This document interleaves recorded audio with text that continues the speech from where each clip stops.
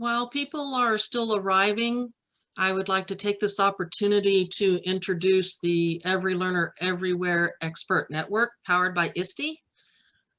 Every Learner Everywhere recently launched the Expert Network powered by ISTE to offer professional learning and coaching for higher ed faculty and leaders to support their students through and beyond the COVID-19 crisis, including transitioning to digital learning.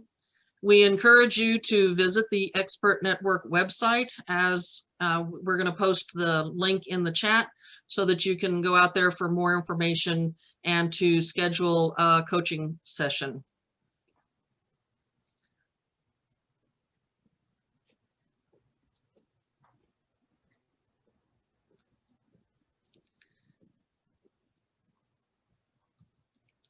So I'd like to welcome everyone to the Every Learner Everywhere Strategies for Success in Online Teaching and Learning, our interactive conference series.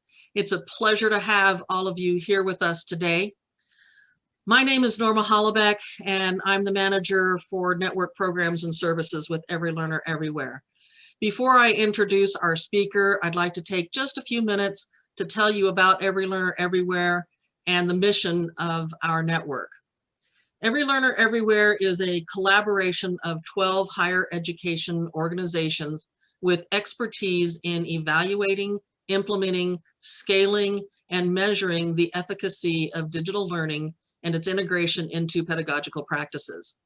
Every Learner Everywhere is one of 3 solution networks sponsored by the Bill and Melinda Gates Foundation. The other 2 networks focus on advising and developmental education. We work with colleges and universities to build capacity among faculty and instructional support staff to improve student outcomes with digital learning. Our mission is to help institutions use new technology to innovate teaching and learning with the ultimate goal of increasing student success, especially for first-generation college students, poverty-impacted students, and students of color. Quick housekeeping note. We are recording today's presentation, which we will share after the webinar. And throughout the presentation, we welcome your questions in the Q&A section. So as a former biology professor and associate dean, I'm excited about today's discussion, Teaching in the Time of COVID, What Makes a Difference? Our speaker is Dr. Barbara Means, Executive Director of Learning Sciences Research at our network partner, Digital Promise. She studies the effectiveness of education approaches supported by digital technology. Her recent work includes studying the equity impacts of the shift to remote instruction because of COVID-19 and supporting colleges and universities in implementing continuous improvement research on their efforts to leverage technology to enhance teaching and learning in high enrollment gateway courses. Dr. Means has advised the U.S. Department of Education on national educational technology plans and authored or edited more than 6 books on learning and technology. Dr. Means? Thank you very much, Norma. Let me share my screen and show the slides. I appreciate that kind introduction. And today I'm going to talk about some of our research that has to do with looking at what we learned from the COVID experience that has implications for what we do now and in the future with instruction. So this is based on research I did with my Digital Promise colleagues that included 2 components. Mostly I'm going to talk about the national survey of over 1,000 undergraduates we did.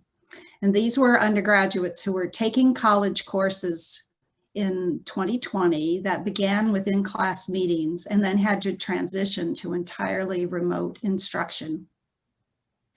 We obtained this sample working with Ipsos Knowledge Panel, which has 65,000 registrants. So they identified those people within their panel, within the age range one might expect to be attending college, who had completed high school but did not have any college credential, and identified those that qualified for our survey because they were taking a course that transitioned to remote instruction.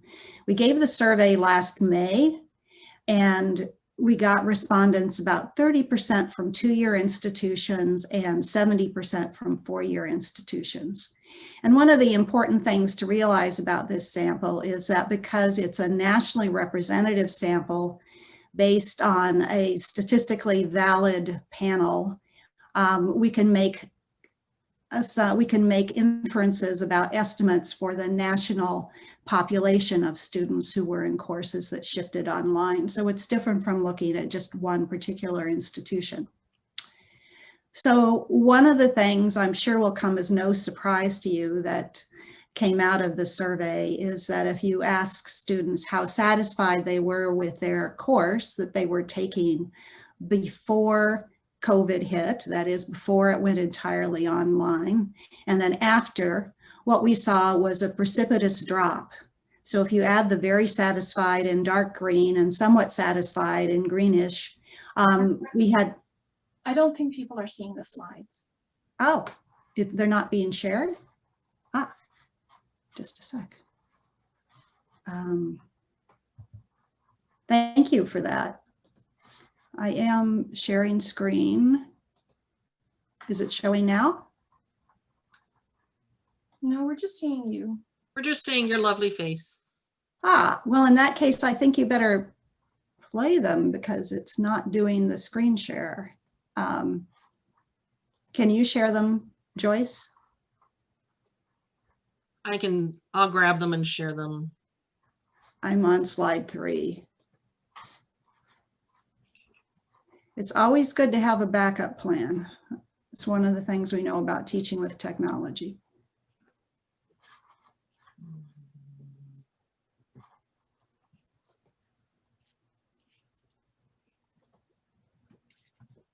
There, great, thank you. So what we see is this precipitous drop in the percentage of students who were very satisfied or very and somewhat satisfied. So if you will, that is the bad news, which is probably something you're well familiar with. But on the other hand, it's not as bad as some of the press portraits of instruction might have us believe. That is, even after COVID, you had 59% of students were at least somewhat satisfied with their course. So you can think of them as net positive. Still, that's a big drop.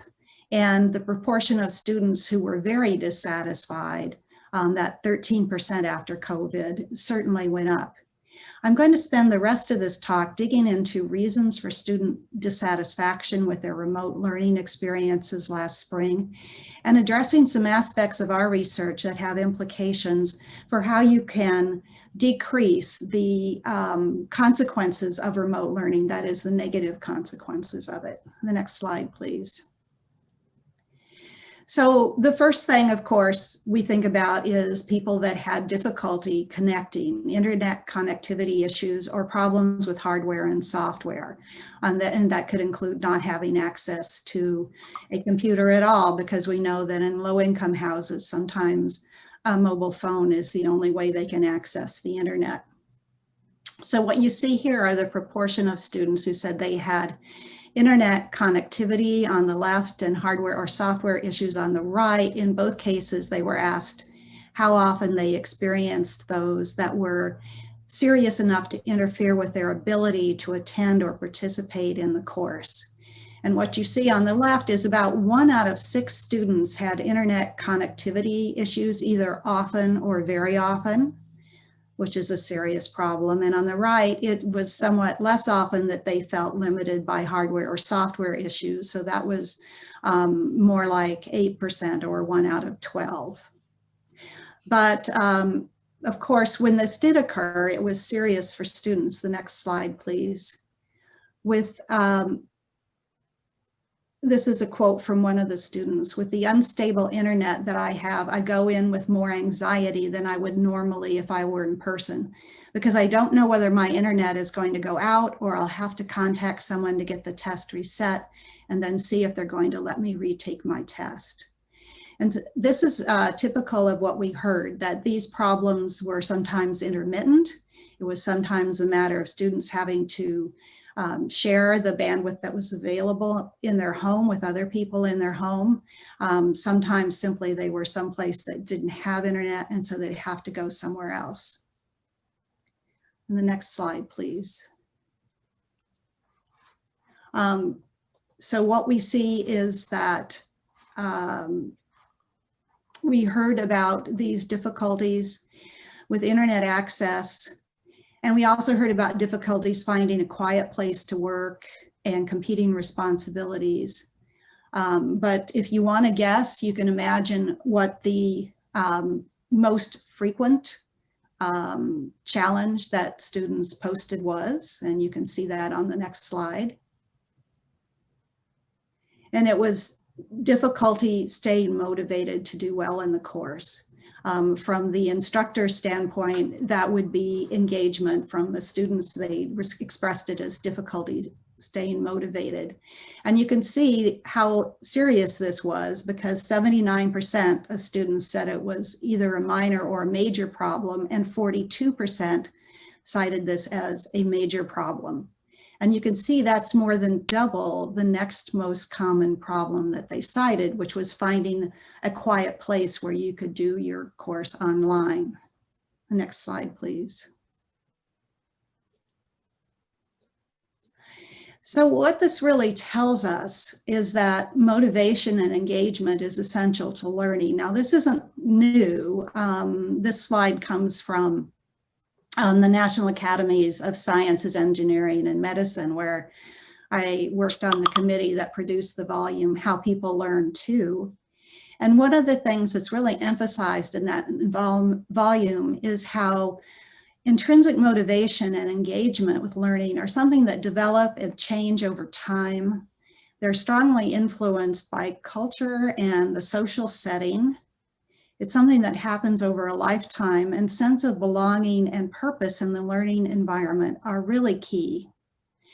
Educators can play a part in either setting up situation to foster this kind of motivation and sense of belonging in the course, or not to foster it. And I think that's something that we saw echoed in the COVID survey findings. Next slide, please. So there are three components of engagement in the way we've conceptualized it. So one is the cognitive engagement, that is how interesting the material feels. The next slide, please. How interesting the material feels, how engaged you are with that particular material. And understanding what's expected of you in the course as you're engaging with the content. There is the social portion, which is really interacting with other people in the course and the sense of a social connection there, that you're part of a community. And then there's the emotional section, how you're feeling. Do you feel threatened, or do you feel like you're someone who has a rightful place in the course? And we saw all three of these things come in play when we looked at the responses students gave to open-ended question about what their biggest challenge was in the COVID era as they tried to continue their learning online. So on the cognitive part, things like these two student quotes: not being able to ask questions at the time they form, having to wait to get clarification. Not as engaging. The courses were too focused on teaching the book and not the real life examples. Being able to ask questions during the lesson was also absent, as it was pre-recorded. So they were feeling the loss of the ability to really engage with that content in the moment that was part of making an in-person course feel engaging and motivating to them. They also talked about loss of simply the structure that's provided by having to go to class at a certain time every day. There's a lot of talk about the social part, not having the in-person interaction, which they felt was a large part of their motivation, and to stay involved with the content. It was particularly hard, this one student notes, because many of the peers had audio and camera turned off. So it felt very isolating, like it was just you and the computer screen. And then finally, the emotional, not feeling a part of the class, not feeling connected to the course. These are things that came up in students' responses repeatedly. The next slide, please. So we, of course, when we wrote the survey, we did not know what students would say was their biggest challenge, but we did ask about a number of course experiences that are related to engagement. We had survey items on these experiences that map generally on those 3 areas of engagement. So things like understanding what was expected of you in the course, the instructor's knowledge of your strengths and weaknesses with respect to course content, opportunities to collaborate with other students on coursework, availability of help on course content, interesting course content, and feeling included as a member of the class. We go to the next slide. And what we can see is here, for each of these experiences, we asked students whether in their experience it was better online, about the same, or worse online. So better online would be the dark green. Worse online is the navy blue. And as you can see here, there actually are some students who thought the course was better online, but that was clearly a minority for most of these things. It was less than 10%. Most students felt that the online course was either about the same or worse than it had been in terms of these dimensions. And the area where they saw the biggest degradation of course experience was ability to collaborate with other students. That was hard for them to do, both because of the infrastructure available to support that, and we'll see in a minute because of the way instructors planned their classes, and also because students were dealing with different schedule conflicts and different time zones in many cases after the course went online.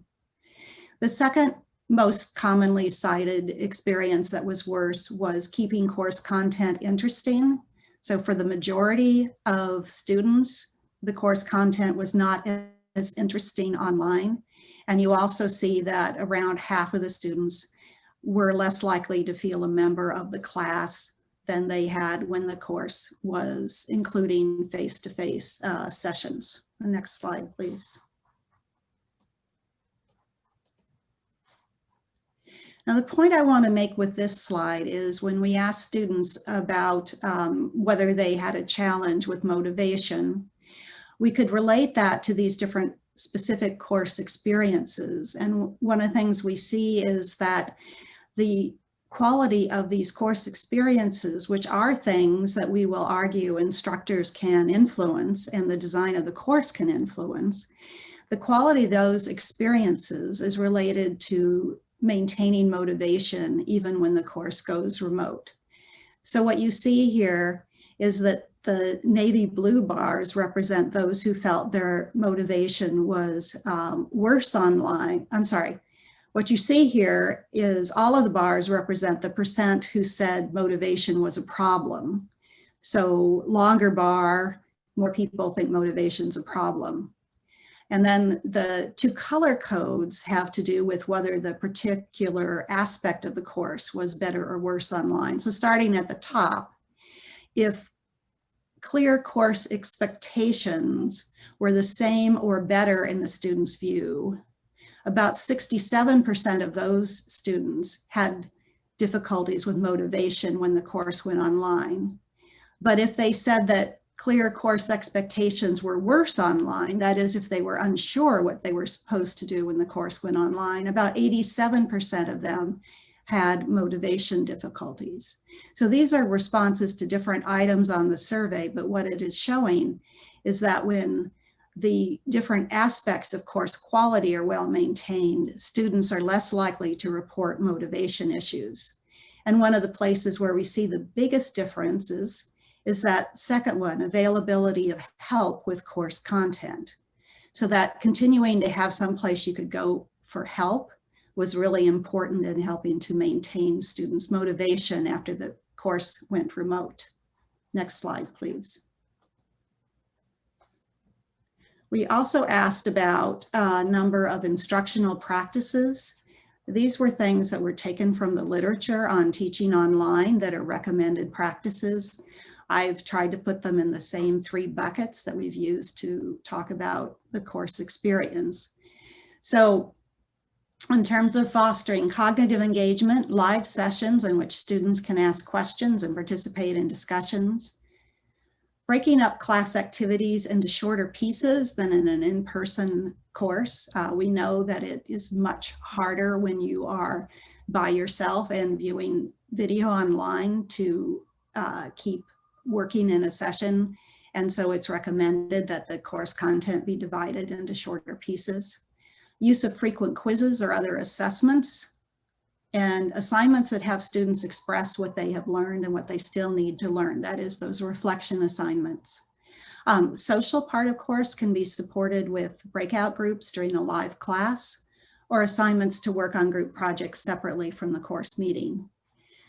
Things that feed into emotional engagement include examples from the real world or from the student's own experiences that help illustrate course content, and personal messages to individual students about how they are doing in the course, or simply to make sure that they can access course materials and are doing all right. Next slide, please.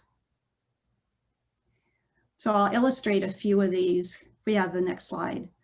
Here's a response. These are students in case study courses. So we went to a number of colleges and universities where they had been using adaptive courseware, and we ran interviews and focus groups with instructors and students and got richer descriptions from students of their experience. And we also got descriptions from instructors. So here's one. The instructor says, at first, I just used the videos that Wiley created. Then my students begged me to hold WebEx sessions. So I held a WebEx session every day during class time because they still wanted the interaction. So that's an illustration of that students wanting to interact around the course content. The next slide, please. Another instructor noted in terms of having a way for students to express what they know and to actively engage with the content, because we know that active learning is one of the most powerful things you can do as an instructor. Students love watching videos, but they never extract the information from them. They think it just permeates to them. And so I just literally took the script and asked questions about the script, that is during the session, so that they would extract the information that the video was trying to give them. And that was it. It was a very simple assignment, but it went from passive to active. This is the kind of thing that some instructors started doing. The next slide, please. So when we took those 8 instructional practices, sorry, I skipped this slide. And then on the emotional side, this is an instructor, you can read this, who noticed that a student was not coming to class and then emailed and helped to problem solve with the instructor. So one of the things we found that was among the most powerful of the things instructors did during COVID was personal messages, or at least what the survey students perceived as personal messages. Some of them can in fact be generated by systems. But this is one where an instructor actually reached out and said, and found out that students simply didn't know what to do or how to complete assignments. And the instructor gave suggestions and also adjusted deadlines. And this kind of response was very common among instructors. The next slide, please. So what we did for each of the survey respondents, we added up the number of the instructional practices of the 8 recommended instructional practices that respondent said his or her course had had. And then we related that to how satisfied they were with their course post-COVID. And we saw a very strong relationship between the number of these recommended instructional practices used and satisfaction in the course COVID. And so what this says to me is that it actually makes a difference when instructional designers and instructors implementing their courses actually put these practices into play, which hopefully more of this is happening this fall and more will continue to happen than happened last spring when instructors had very little time to adapt their course. The next slide, please. When we looked at the individual practices, individual ones, and predicted course satisfaction, we found that the three with the strongest relationship were using real-world examples to illustrate course content. And remember, that's one way to get that kind of emotional connection from the student. Sending personal messages to students and assignments requiring students to reflect on their own learning. And so there is the cognitive aspect of it. And all three of those come in. Now, I've just given you a taste of the survey results. And we're going to go to the next slide. And I'm going to try to paste this into the chat. We actually have some reports that, let's see if I can do this for everyone. We have some reports that have all of the findings, and if I don't get them in there, probably I'm sure that Laura can. For some reason, I seem to be disempowered, but we will post those for you at the end of this. So the first one, Suddenly Online, is on the Every Learner Everywhere network. The second one, Unmasking Inequality, is about the responses around STEM courses in particular. And the third one, STEM courses during the COVID pandemic, Lessons from Spring 2020, is brand new. And both of the latter two are available on the Digital Promise website. So the next slide, please. In addition to these survey responses I've mostly been talking about, we also did case studies, as I mentioned, of some particular courses that were STEM courses that were offered employing adaptive courseware. And here are some of the things that we found that were interesting. One is that courses that were using courseware already, and that is where students were doing part of their learning, interacting with materials that could include course content, assessments of their learning, opportunities to practice, ideally all three of those things combined. They seem to feel that the transition was easier. I'll let you take a look at this, both the instructor response on the left, who found it was a fairly easy transition because they had already been doing this kind of teaching, and the student response on the right, comparing the class with adaptive courseware to other courses, and felt this is one of my classes that transitioned very well. Because many of the things students were already doing, they were already responsible for their own learning to a fairly large extent, using the courseware in a kind of blended instruction. They were able to make the transition without too much difficulty. And I'm going to come back to this point a little bit later. The next slide, please. So one of the things we did was to look at the kinds of research-based instructional practices that are recommended. And some of these can be supported by adaptive courseware, and those are here in navy blue. So being transparent and specific and clear about course expectations, most well-designed courseware does that very well.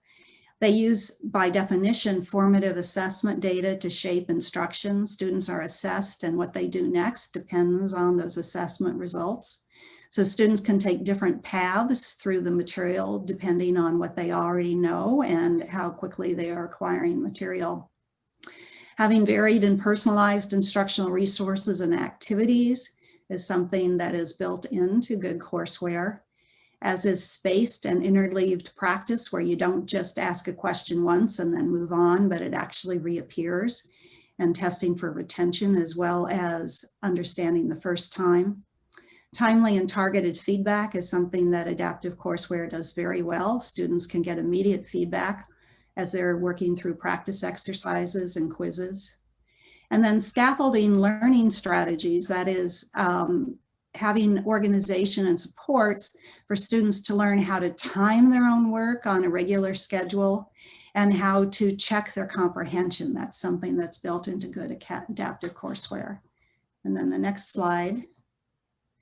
But other things that are recommended for instructors as good teaching and learning are not necessarily supported by courseware. So that includes developing an inclusive course climate for your students, where everyone is felt that they are a rightful member of the course and that their opinion is valued. Building on students' prior knowledge and interests using real-world examples and challenges. That's good instruction, whether you're online or not, but it's something that instructors need to do.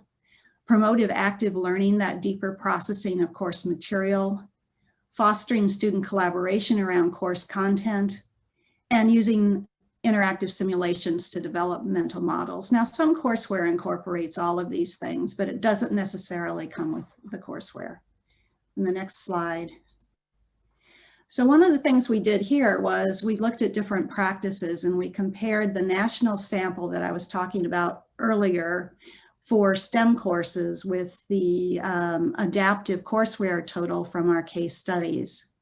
And one of the things we saw was that there was less use of recorded lectures actually in the national sample, interestingly enough. That's why it's a star, it's a significant difference. Something else we saw was that there was actually more use of real world examples in the adaptive courseware groups. There was more use of live lectures with the class watching in real time in the national sample. And assignments having you reflect on what you still needed to learn was something that was more common in the courseware sample. However, group projects separate from course meetings were less common in the adaptive courseware sample. So some of these things seem to go along with the use of courseware. Some of them do not. We do know a number of instructors had difficulty setting up group projects, partly because of the logistics that became difficult for students during COVID, and partly because it was just something they had not thought about in connection with a class delivered online before, and there wasn't time to really do that. So we heard very little about doing that from our case study courses. And finally, my last slide. These are some of the points that we want to make coming out of this work as we think about equity and quality going forward. This was a tension for many instructors. They realized that some of their students did not have good broadband access or did not have good computing devices.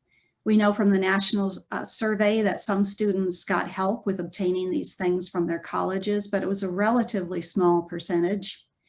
A number of universities and colleges recommended that all of the instruction be made asynchronous because of concern that some students wouldn't be able to have internet access.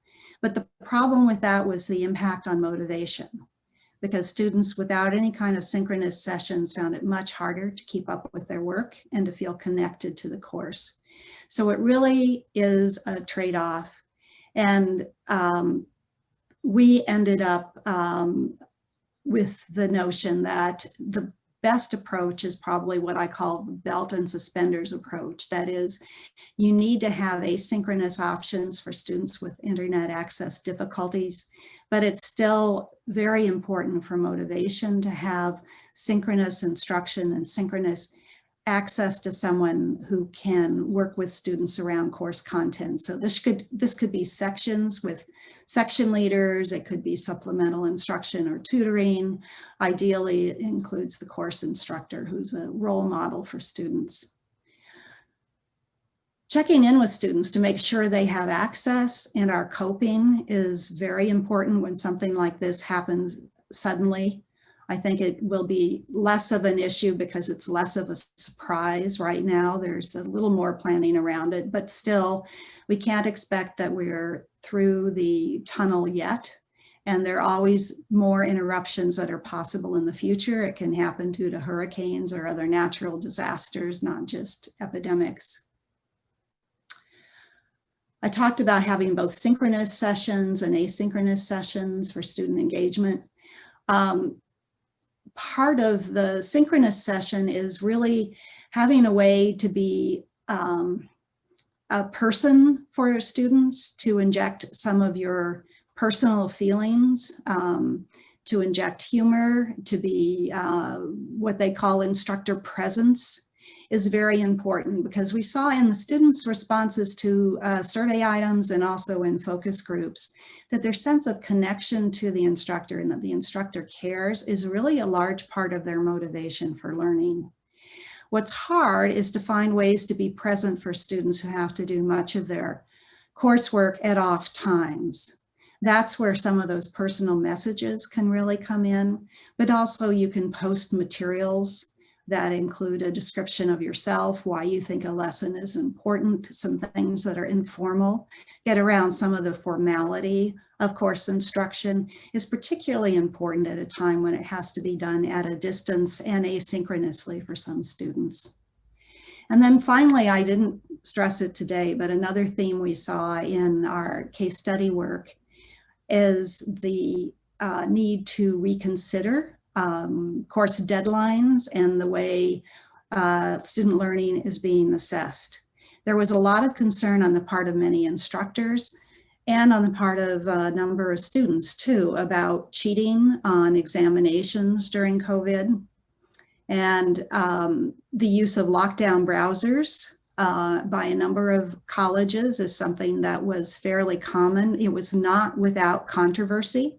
There are issues around privacy. There are also issues around equity, because students who don't have a computing device with a webcam in many cases then would have to go through another process for being monitored during their exam, which was different.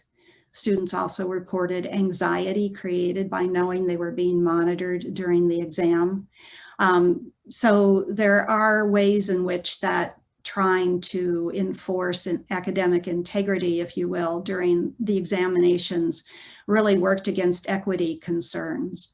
What we saw is a number of instructors tried to, instead of having a lockdown browser, they would try to do the examination and avoid students sharing answers by having very tight time limits. That again interacted with equity concerns, because students who had unstable internet were the ones who were most punished by any kind of tight time limits, as were students, of course, who had other requirements for things they had to do that might have conflicted with the exam time. So in general, we advocate trying to rethink assessment so that evidence of learning can be done with something that is application of knowledge, rather than answering a question that one could Google quickly and put into the course exam. So I think something good that might come out of this whole experience is rethinking what it is we really want students to learn, and what we want to learn should be what we are actually assessing and the way we assess when we are doing that within our courses.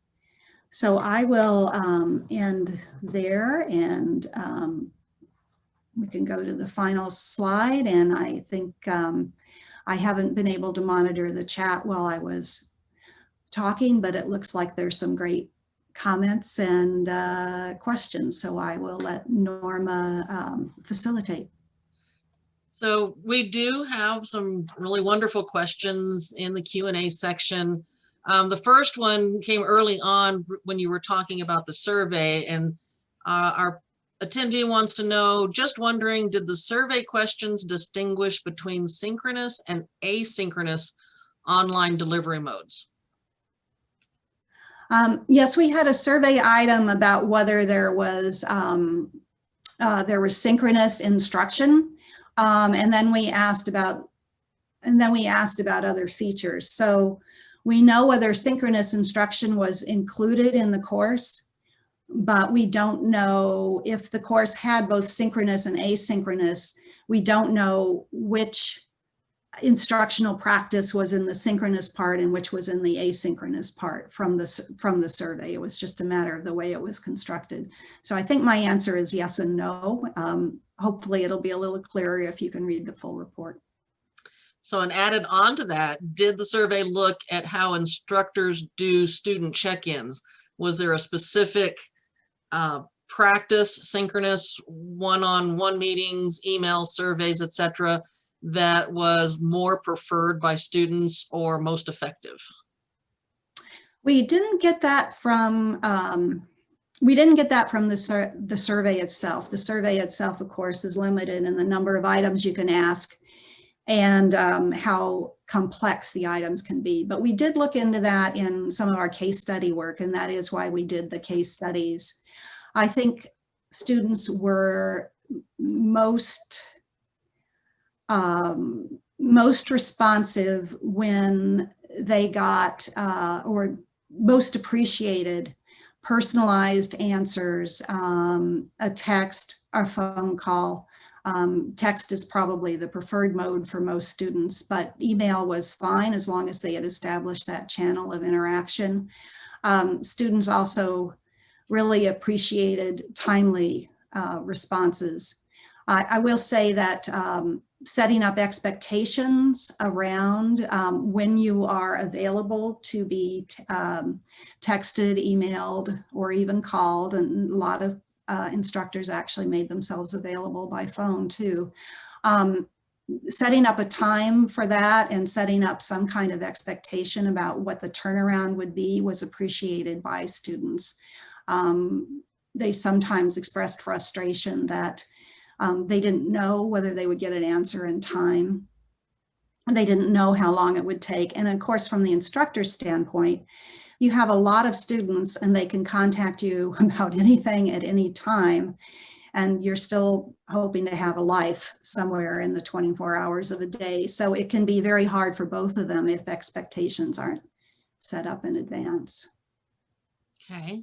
Our next question, being from a university that is known for being very accessible to students with disabilities, it is much more difficult to adapt a course from in-person to online for these students. This is particularly true for courses that rely heavily on visual or auditory demonstrations.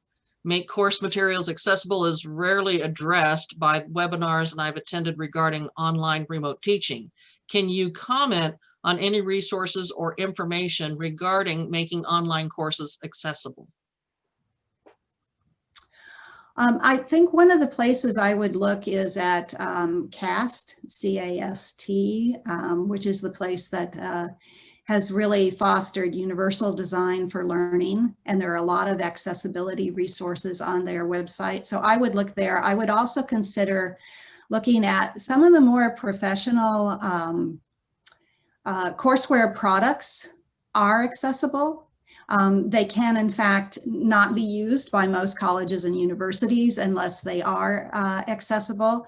And to the extent that these are woven into a course and students are used to working with them, that point about the transition, if you have to go completely remote, really, I think, applies very much for students with disabilities. So we did find at least several cases in our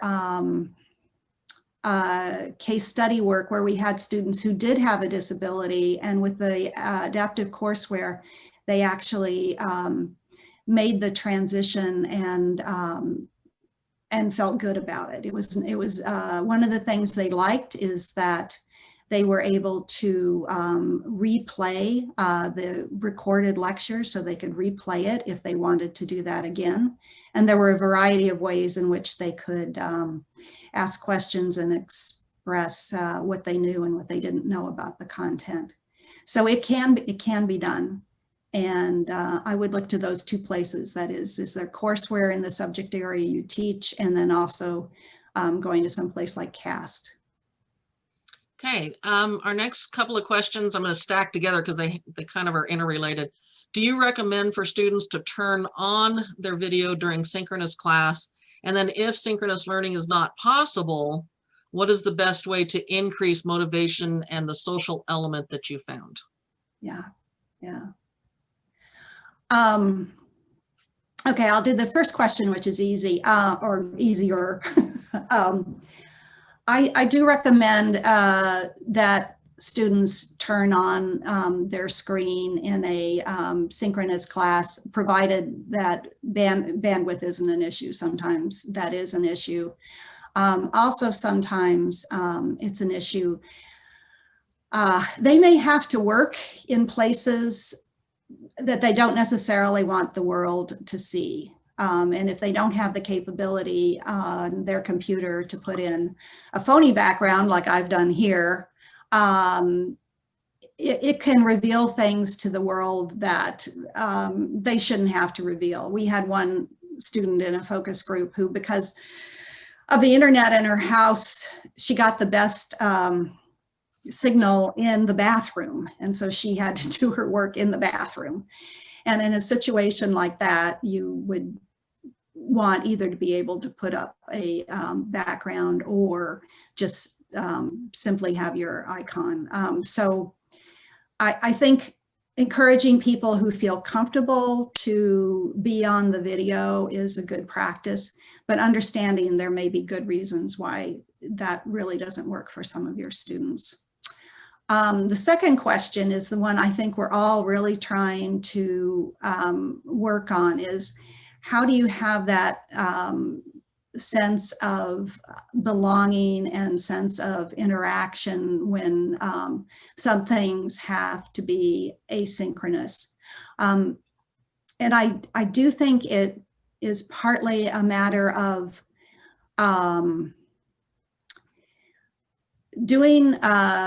having activities that students can do asynchronously, but that you respond to what they've done in the future things that you do asynchronously. So for example, if you are studying a concept and you ask students to, it can even be filling in a textbook, where do you see this in your everyday life? Or how would you apply this to the problem of X or Y or Z? And then when you come back and maybe you're doing the next lecture and maybe you're going to do that, it's going to be posted, it will be asynchronous, but you can actually talk about particular responses. And you can say, 3 students said this, or, Ramon had a really interesting example of how this, which is a really good example. And so there are ways to be personal even when you have to be asynchronous. It's harder, and I think we're all struggling on how to get better at it and to still project personality and personal attention to people when we have to be both remote and asynchronous. So, and that's something I'm still trying to figure out myself. So I'm just trying to give some suggestions to get the conversation started. Okay, our next question. I'm wondering about students' responses to the survey item about opportunities to collaborate with other students. My experiences in the past 5 years were that students find it more challenging to complete a group project online than face-to-face. I've tried various methods to address the concerns that students raised, such as poor quality work of their team members, lack of communication, and so forth. But I still received concerns from students and finally had to drop group projects from all my online courses and now no longer receive any concerns. I do have social engagement aspects in my class with online discussions. I'm curious if you have any further information on this topic. This is another point I think that is right at the cutting edge of where we are trying to figure things out, or at least I'll speak for myself. Yes, we did hear cases of students who found it difficult to get in touch with group members. It appears to be easier if there is some in-person component of the course and if the groups had been set up prior to having to go remote, and so they were already fairly close-knit groups. But that doesn't carry over for everybody, so that is difficult. Some of the things that seem to work better for group work would be shorter term sessions or shorter term projects rather than long-term projects, which we often like to do when we do have the benefit of students being able to get together face to face. And so shorter term things where, say, it could be a challenging math problem or something that you've given to students to work on, different groups to work on it or to find different ways to work on it.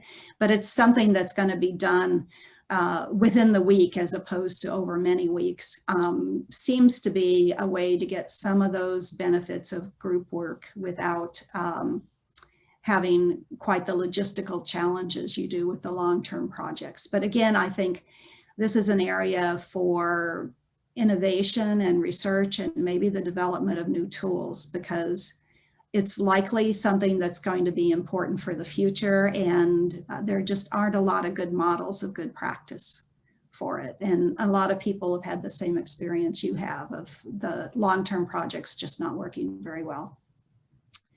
Okay, our next question. On the issue of recording lectures so that students can watch them later, in a face-to-face environment, attending the lectures is critical since they cannot be reproduced. By recording the lecture and posting them gives students the opportunity to see it later. However, versus a face-to-face environment, would you see this as counterintuitive, especially moving from face-to-face to remote? Can it lead to students not bothering to attend online lectures, knowing that they will be posted later? What are your thoughts? Well, certainly that is a problem that's encountered. And so actually in the report we just posted, we talked about the tension between these two things. And that's something that really instructors faced and are continuing to face.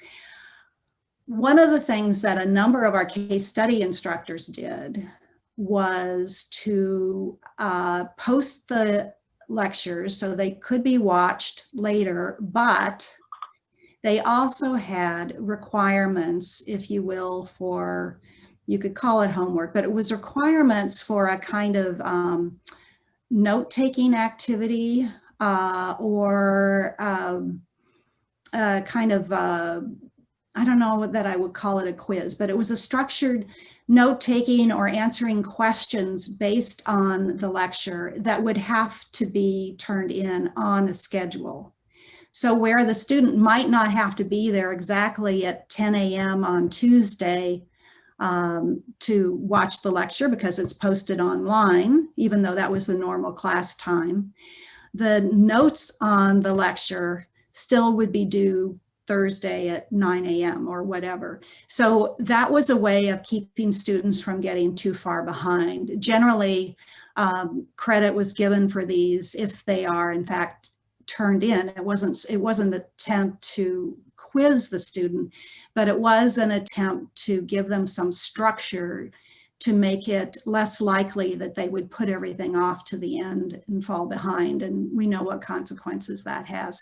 So this kind of a requirement for turning in notes or answers to questions that are embedded in the lecture was fairly common among case study instructors, and they felt they had good luck with it. And the students in those courses talked less about being left behind and procrastinating to the very end than the students did on the survey. So I think we have time for at least one more. So this one is, I'm curious about second level learning. Any surveys in the works to help us understand what students learned about themselves and about being lifelong learners from their experiences dealing with this disruption, or how to help them make those reflections? What a fascinating topic. I don't know of a survey like that in the works. We did have a few respondents on our survey who, when we said, what was the biggest challenge that you faced? And that was the one open-ended question. We did have a few who said, you know, it was kind of hard, but I really learned a lot, and now I know I can do this and I can do it in the future. So I do think there are some students who had that experience, but we're going to have to get a lot better at scaffolding their learning when they have to be independent in order to give more students that successful learning experience. Okay, I think we've been through all of our questions. I would like to ask that our participants, we have if you take a few minutes just to complete our survey for today's presentation using the chat link that is in there. If you've got something more pressing to do or another meeting immediately after, don't worry. We'll send the link to the survey when we also send you the email with the link to the recording. We've also been asked to send out a PDF of the slide deck, and we'll put that in the email as well. So just if you don't mind taking a few minutes. And as a quick reminder, we do encourage you to visit the Every Learner Everywhere website, our resources page, our expert network page as well. These were all fascinating questions. It was a wonderful opportunity for everyone to learn, as well as us here at Every Learner to hear from everyone out there. I would like to thank Dr. Means for her time and effort in engaging us in this topic and getting us started in our interactive conference. And I am looking forward to seeing everybody next week. So thank you for attending today, and we'll see you all shortly within the week.